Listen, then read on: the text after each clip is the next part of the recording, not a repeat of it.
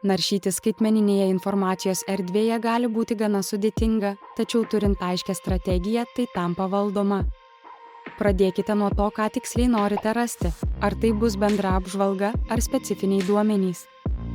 Pabandykite sugalvoti pagrindinės temas ar klausimus, kurie padės nukreipti paiešką. Naudokite patikimus šaltinius, tokius kaip akademinės duomenų bazės ir internetinės bibliotekos.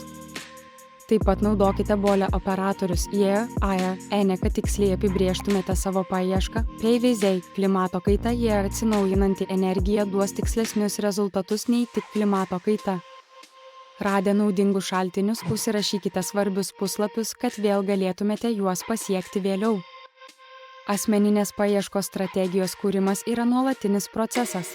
Pradėkite nuo pradinių raktažodžių, tačiau būkite pasiruošę juos koreguoti pagal naujai gautą informaciją. Jei susidurite su nereikalingais rezultatais, keiskite paieškos terminus arba išbandykite kitas duomenų bazės. Įvaldžius šias technikas sutaupysite laiko ir pasitikėsite savimi naršydami skaitmeninėje erdvėje. Sėkmės paieškose.